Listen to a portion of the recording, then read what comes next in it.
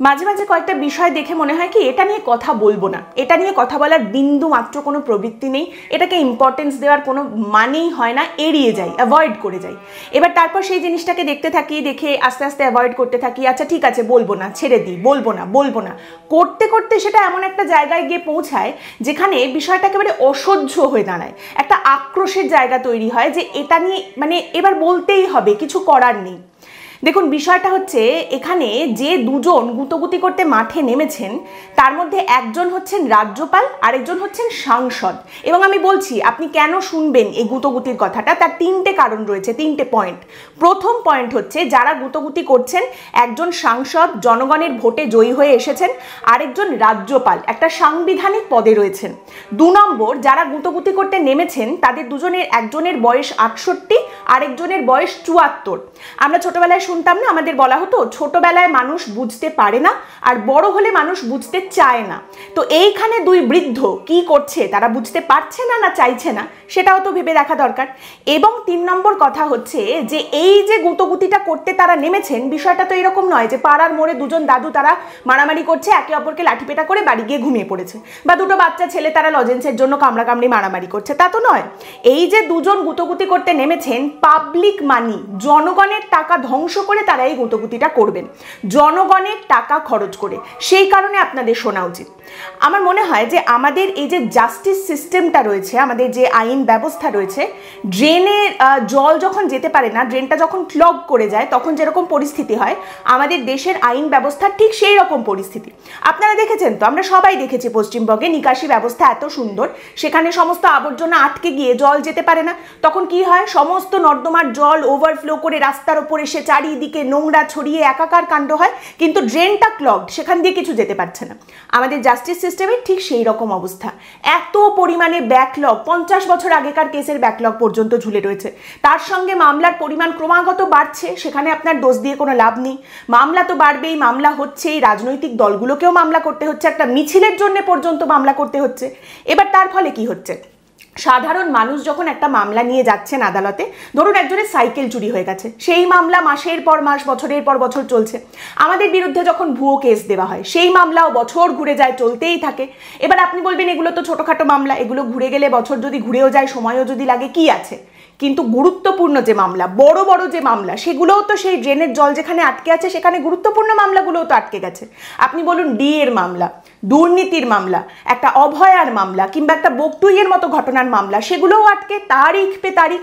এবং তারপরে আসে আননেসেসারি মামলা, যে মামলায় নেমেছেন এই দুই বৃদ্ধ, একজন সাংসদ জনগণের ভোটে জয়ী হয়ে আসা এবং আরেকজন সাংবিধানিক পদে থাকা রাজ্যপাল।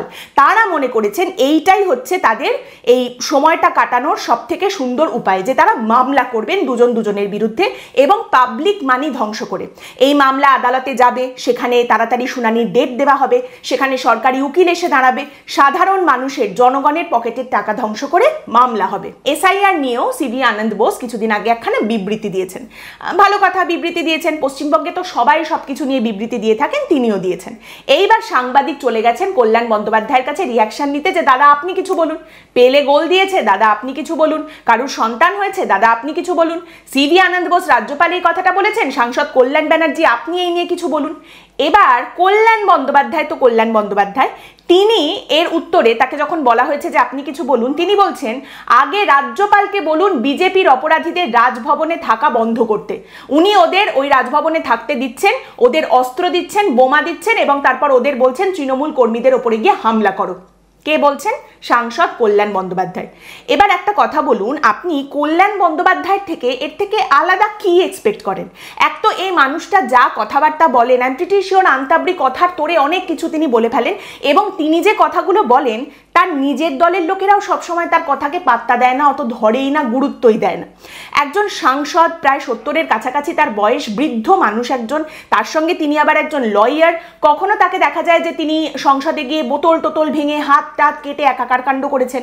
কখনো দেখা যায় এই বৃদ্ধ বয়সে তু খিচ মেরি ফটো বলে অদ্ভুত সব অঙ্গভঙ্গি করছেন, নাচ টাচ করার চেষ্টা করছেন। তো তিনি এই কথাখানা বলে দিয়েছেন। এবার লজিক্যালি এই কথা সামনে আসলে এর পরিপ্রেক্ষিতে কি করা যেতে পারে, লজিক্যালি আপনি যদি ভাবেন তাহলে আপনি কি করতে পারেন।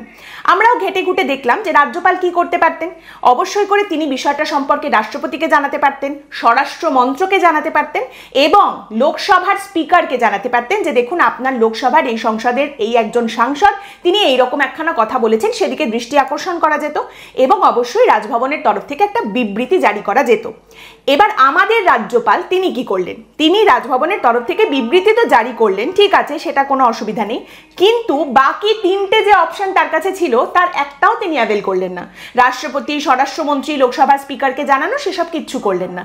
তার বদলে রাজ্যপাল যেটা করলেন, which is very bizarre, তিনি ছিলেন উত্তরবঙ্গে। কল্যাণ বন্দ্যোপাধ্যায়ের এই কথা শুনে তড়িঘড়ি তিনি চলে এলেন কলকাতায়। কলকাতায় এসেই তিনি সবাইকে রাজভবনে ডেকে ফেললেন। কাদের ডাকলেন? পুলিশ একা আসলে হবে না, তার সঙ্গে স্নিফার ডগ, তার সঙ্গে বম্ব স্কোয়াড, তার সঙ্গে সাংবাদিক, তার সঙ্গে বিশিষ্টজন যারা রয়েছেন সবাইকে রাজভবনে ডেকে ফেললেন। কি হবে না, আমরা চলো সবাই রাজভবন ঘুরে দেখবো, তুমিও ঘুরে দেখো কলকাতার মতো, তুমিও ঘুরে দেখো রাজভবন, আমরা সবাই হেঁটে দেখবো রাজভবন, চলো কোথায় কি আছে আমরা খুঁজে দেখবো, সমস্ত তল্লাশি করা হবে। আর এই কাজটা করছেন রাজ্যপাল সিভি আনন্দ বোস। কি কারণে? কল্যাণ বন্দ্যোপাধ্যায়কে ভুল প্রমাণ করার জন্য।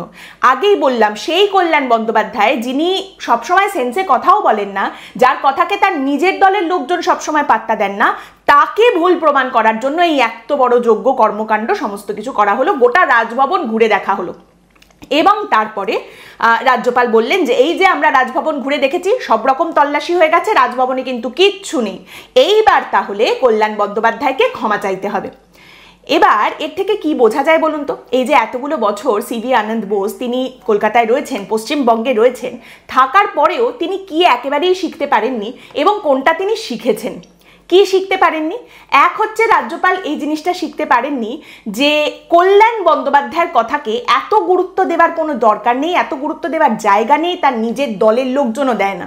এবং দ্বিতীয় জিনিস যেটা রাজ্যপাল শিখতে পারেননি সেটা হচ্ছে পশ্চিমবঙ্গে কেউ সরি টরি বলে না, কেউ ক্ষমা চায় না। এত কিছু চারিদিকে হয়ে যাচ্ছে, কোনোদিন দেখেছেন আপনি কাউকে ক্ষমা চাইতে? কেউ ক্ষমা চায় না। কিন্তু একটা জিনিস যেটা রাজ্যপাল শিখে ফেলেছেন সেটা হচ্ছে এই পশ্চিমবঙ্গে সবাই যেরকম সব কিছুতে কথায় কথায় আদালতে যায়, সেই রকম আমিও যাব। সবাই যখন মামলা করে তাহলে আমিও মামলা করব। এক তো কল্যাণ বন্দ্যোপাধ্যায় একখানা থিয়েট্রিক্স করেছেন, তাই আমাকেও একটা থিয়েট্রিক্স করতেই হবে। ও যদি ড্রামা ক্লাবের প্রেসিডেন্ট হয়, আমাকে ড্রামা ক্লাবের অন্তত সেক্রেটারি হতেই হবে। সেই হিসেবে করে তিনি রাজভবনে এত বড় একখানা যজ্ঞ করেছেন। তার সঙ্গে বিষয়টা হচ্ছে সবাই যখন মামলা করেই তখন আমিও মামলা করব, এই বলে রাজ্যপাল মামলা দিয়েছেন ঠুকে। এবার রাজ্যপাল সিভি আনন্দ বোস এই যে মামলা করেছেন, কিরকম মামলা, কোন কোন ধারায় মামলা করেছেন সেইটা একবার দেখুন, আপনি বুঝতে পারবেন।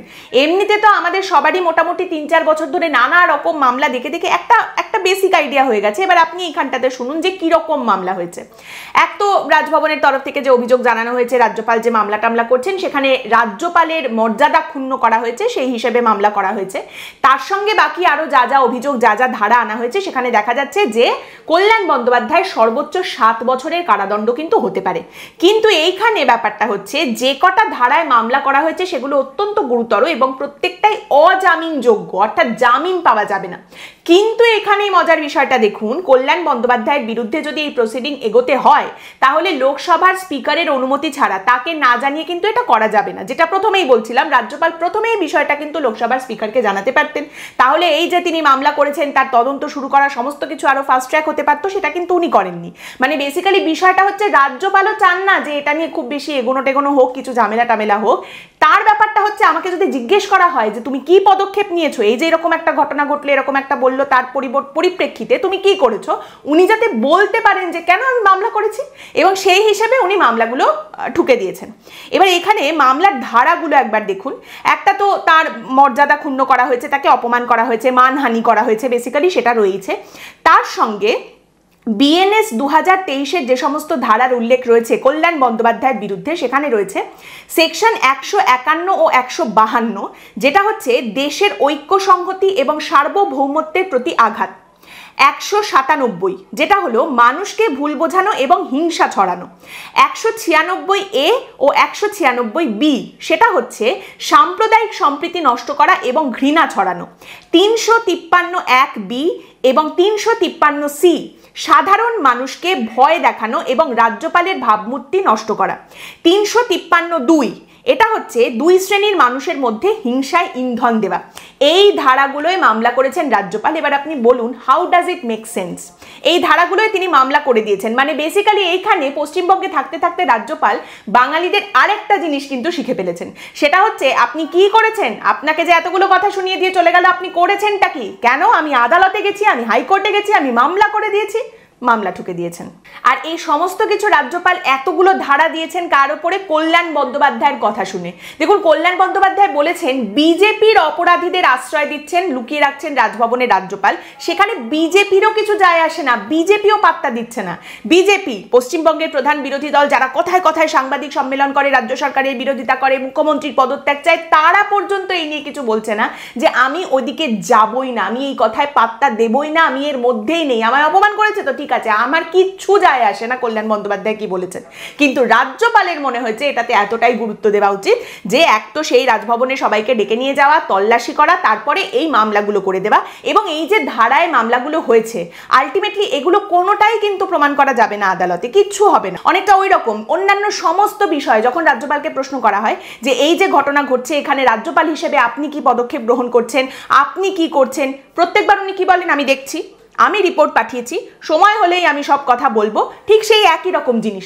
এবার উল্টো দিকে যিনি রয়েছেন তিনি হচ্ছেন কল্যাণ বন্দ্যোপাধ্যায়। তিনি আবার সরকারি উকিল, আর সরকারের তরফ থেকে কিরকম ভুয়ো কেস দেওয়া হয় সেটা আপনারা সকলেই জানেন, আমরাও জানি সেটা।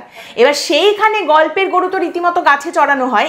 এইখানে আপনি দেখুন এবার কল্যাণ বন্দ্যোপাধ্যায় পাল্টা যে মামলা ঠুকেছেন, অভিযোগ করেছেন, সেখানে গল্পের গরু কিভাবে গাছে উঠেছে। এবং সেখানে বিষয়টা হচ্ছে যে প্রত্যেকটা শোনার পরে আপনার মনে হবে যে আরে এটা কি বললো, তারপরেই আপনার মনে হবে আরে এটা আবার কি বললো, তারপরে এটা শুনে আপনার মনে হবে আরে এটা বললো, মানে একটা আরেকটার থেকে বেশি বিজার। এবার শুনে দেখুন, কল্যাণ বন্দ্যোপাধ্যায়ের বক্তব্য হচ্ছে যে তিনি সংবাদ মাধ্যমের মুখোমুখি হয়ে রাজ্যপাল নানা রকম আজে বাজে কথা বলেছেন এবং সেই কথাগুলোর পরিপ্রেক্ষিতে কল্যাণ বন্দ্যোপাধ্যায় পুলিশের কাছে গিয়ে অভিযোগ জানিয়েছেন। মানে ভীষণ রকম আপত্তিকর মন্তব্য করেছেন রাজ্যপাল। কি কি আপত্তিকর মন্তব্য রাজ্যপাল করেছেন সেগুলো কিন্তু কল্যাণ বন্দ্যোপাধ্যায় সব খুঁজে নিয়ে এসেছেন। এবার প্রথম বক্তব্যটা কি, প্রথম মন্তব্যটা কি? নভেম্বরের কোনো একটা দিন রাজভবনের সাংবাদিক বৈঠক থেকে রাজ্যপাল বলেছিলেন নির্বাচন প্রক্রিয়াকে হিংসা ও দুর্নীতি মুক্ত করতে হবে। হিংসা আর দুর্নীতিকে সমূলে উৎপাটিত করতে না পারলে এই রাজ্য সত্যিকারের মর্যাদা ফিরে পাবে না, সুষ্ঠু অবাধ ভোটও হবে না। পশ্চিমবঙ্গে বুলেট নয় ব্যালটে ভোট হওয়ার দরকার, এটা অত্যন্ত জরুরি। এবার এই কথায় সমস্যা কোথায় আছে? আপনি নাই না দেখতে পারেন সমস্যা, কল্যাণ বন্দ্যোপাধ্যায় পেয়েছেন। তার বক্তব্য হচ্ছে এই ধরনের মন্তব্য করে ইচ্ছাকৃতভাবে রাজ্যের ভোট প্রক্রিয়ায় নাক গলাতে চাইছেন রাজ্যপাল। এটা আইন অনুযায়ী শাস্তিযোগ্য অপরাধ। হলো? এবারের পরেরটা দেখুন, আরো বিজার। এইবার অক্টোবর মাসের একদিনের একটা বিবৃতি তুলে নিয়ে এসেছেন তিনি, এবং সেখানেই বলা হচ্ছে যে রাজ্যপাল তিনি কি বলেছেন অক্টোবর মাসের একটা দিন, তিনি বলেছেন আইন শৃঙ্খলা রক্ষাকারী পুলিশই আইন শৃঙ্খলার গলা টিপে দিচ্ছে। পুলিশের একটি অংশ দুর্নীতিগ্রস্ত, রাজনীতি দ্বারা চালিত, তারা অপরাধী। আরে মশাই, এই কথা তো পাড়ার মোড়ে মোড়ে দাঁড়িয়ে লোকজন বলেন, তাহলে তাদের সবাইকে জেলে পুরে দিন, সবার বিরুদ্ধে মামলা করে দিন। কিন্তু কল্যাণ বন্দ্যোপাধ্যায় অবশ্যই এখানে সমস্যা খুঁজে পেয়েছেন এবং তিনি বলছেন রাজ্যপালের এই অভিযোগ সম্পূর্ণ ভুয়ো, সাজানো এবং রাজনৈতিক উদ্দেশ্য প্রণোদিত। পুলিশের সম্মানহানি করা হয়েছে এই মন্তব্যে, পুলিশের মানহানি করছে। আর রুখে দাঁড়াচ্ছেন কে? সাংসদ কল্যাণ বন্দ্যোপাধ্যায়, পুলিশের জন্য, পুলিশের পাশে। একেবারে আমার রাজীব খুব ভালো ছেলে গোছের কেস আর কি। এইবার সব থেকে বিজার যে জায়গাটা সেইটা আপনি শুনুন। নভেম্বরের একদিন রাজ্যপাল ইংরেজি একটি সংবাদ মাধ্যমকে একটি সাক্ষাৎকার দিয়েছেন এবং সেখানে রাজ্যপালের একটি বিবৃতি। রাজ্যপাল কি বলেছেন? পশ্চিমবঙ্গে মানুষের রক্তে হোলি খেলার ঐতিহ্য রয়েছে। আমি হিংসামুক্ত, দুর্নীতিমুক্ত পশ্চিমবঙ্গ গড়ে তুলতে চাই, বিশেষত ভোটের সময়। এবার আমি আপনাকে চ্যালেঞ্জ করছি, আপনি গেস করুন এই যে দুটো সেন্টেন্স, দুটো বাক্য, এর মধ্যে থেকে কোন জায়গাটা তুলে ধরে কল্যাণ বন্দ্যোপাধ্যায় অভিযোগটা করেছেন। আপনি পারবেন না গেস করতে। আপনি ভাববেন কি রক্ত নিয়ে কোনো সমস্যা থাকতে পারে, দুর্নীতিমুক্ত এই কথাটা নিয়ে কোনো সমস্যা থাকতে পারে, তাই তো? না, কল্যাণ বন্দ্যোপাধ্যায়ের সমস্যা হোলি শব্দটা নিয়ে। কল্যাণ বন্দ্যোপাধ্যায়ের বক্তব্য হচ্ছে এই মন্তব্যে হিন্দুর ধর্মীয় ভাবাবেগে আঘাত করেছেন রাজ্যপাল। হোলি বা দোল পূর্ণিমার উৎসবকে অপমান করেছেন রাজ্যপাল। নির্দিষ্ট ধর্মের মানুষকে উস্কানি দেওয়া হয়েছে এই মন্তব্যের মাধ্যমে। হোয়াট? মানে হোয়াট? আপনি ভাবতে পারেন এটা, কিন্তু কল্যাণ বন্দ্যোপাধ্যায়ের কাছে ইট মেক্স কমপ্লিট সেন্স। এবং তারপরেই আবার পুলিশকে কি করতে হবে সেটাও কিন্তু কল্যাণ বন্দ্যোপাধ্যায় শিখিয়ে দিয়েছেন। মানে পুলিশকে অনুরোধ করেছেন উনি যে রাজ্যপাল ছাড়াও রাজভবনের যিনি উপসচিব রয়েছেন সুমন পাল, তার কি ভূমিকা রয়েছে সেটাও যেন পুলিশ খতিয়ে দেখে। এবং অবশ্যই পুলিশ নিশ্চয়ই কল্যাণ বন্দ্যোপাধ্যায়ের অনুরোধ সেটা তো একেবারেই ফেলতে পারে না, তাই না? তারই সঙ্গে কল্যাণ বন্দ্যোপাধ্যায় জানিয়েছেন রাজ্যপালের বিরুদ্ধে এই অভিযোগে ভারতীয় নাগরিক সুরক্ষা সংহিতার 173(1) ধারা এবং 173(2) ধারায় পদক্ষেপ করা যাবে। রাজ্যপালও ভালো করেই জানেন যে রাজ্যপালের মামলায় কল্যাণ বন্দ্যোপাধ্যায় জেলে যাবেন না, আর কল্যাণ বন্দ্যোপাধ্যায়ও ভালো করে জানেন যে তার যে অভিযোগগুলো রাজ্যপালের বিরুদ্ধে, সেই অভিযোগের ভিত্তিতে যদি রাজ্যপালকে জেলে ভরতে হয় তাহলে পশ্চিমবঙ্গের সব মানুষকেই জেলে ভরতে হবে। তাহলে এই যে মামলা, এই যে গুঁতোগুতি, এর মাঝখান থেকে হবেটা কি? একদিকে পাবলিক মানি, পাবলিক রিসোর্সেস এগুলো ধ্বংস হবে। আপনারা জানেন রাজভবন মেনটেন করার জন্যও একটা টাকা পয়সা অ্যালোকেট করা থাকে, সেটাও কিন্তু জনসাধারণেরই টাকা, এবং সেই টাকা থেকে অবশ্যই মামলার জন্য টাকা খরচ করবে রাজভবন। রাজ্যপাল মামলা করেছেন। অন্যদিকে কল্যাণ বন্দ্যোপাধ্যায় সাংসদ, তিনি মামলা করছেন, সেখানে সরকারি আইনজীবীরা আসবেন, সরকারি আইনজীবীরা দাঁড়াবেন, সরকারি আইনজীবী, সরকারি রিসোর্সেস, সেই সমস্ত কিছু খরচ হবে। এবং আদালতে বিচারপতিদের এই মামলা শুনতে হবে, ফাস্ট হিয়ারিং করতে হবে, তাড়াতাড়ি করে সময় দিতে হবে, এগুলো শোনার জন্য সময় আলাদা করে রাখতে হবে। সেই আদালতের যে রিসোর্সেস, সময়, সেই সমস্ত কিছু নষ্ট হবে। এবং এই মামলাগুলো তাড়াহুড়ো করে তাড়াতাড়ি সময় দিয়ে শোনার জন্য কি হবে? হয়তো কোনোদিন দেখা যাবে কোনো একজন বৃদ্ধা, তিনি পেনশনের জন্য এসেছেন, তার পেনশন আটকে গেছে, সেই মামলা সেটা আটকে যাবে, সেটা পিছিয়ে যাবে। কোথাও দেখা যাচ্ছে যে হয়তো ছেলে মেয়ে তার বাবা মাকে তাড়িয়ে দিয়েছে, বাবা মা আদালতে মামলা করতে এসেছেন, সেই মামলা পিছিয়ে যাবে। ডিসেবিলিটি সার্টিফিকেট ভুয়ো নিয়ে কেউ চাকরি পেয়ে গেছে এবং সেখানে আসলে যার চাকরি পাওয়ার কথা বছরের পর বছর সে চেষ্টা করে যাচ্ছে, সে মামলা করেছে, সেই মামলার দিন পিছিয়ে যাবে। বা কোথাও কাউকে রংফুলি টার্মিনেট করে দেওয়া হয়েছে, তার বকেয়া টাকা সে পাচ্ছে না, সেই নিয়ে সে আদালতে মামলা করতে এসেছে, সেই মামলার তারিখ পিছিয়ে যাবে। এবং এটা শুধু একদিন আমরা দেখতে পাবো না, এটা দিনের পর দিন হবে, মাসের পর মাস হবে। তাহলে আলটিমেটলি এই যে গুঁতোগুতি, এই যে মামলা, এর মাধ্যমে আমরা কি দেখতে পাবো, কি পাচ্ছি? আলটিমেটলি আবারও 2 মিনিটের বিনোদন এবং সেই একই বছরের পর বছর হয়ে আসা প্রহসন। আজকের পর্ব এখানেই শেষ করছি। আপনাদের মতামত এই পর্ব সম্পর্কে অবশ্যই জানাবেন। পরের দিন দেখা হবে অন্য একটি বিষয় নিয়ে আলোচনায়। ভালো থাকবেন।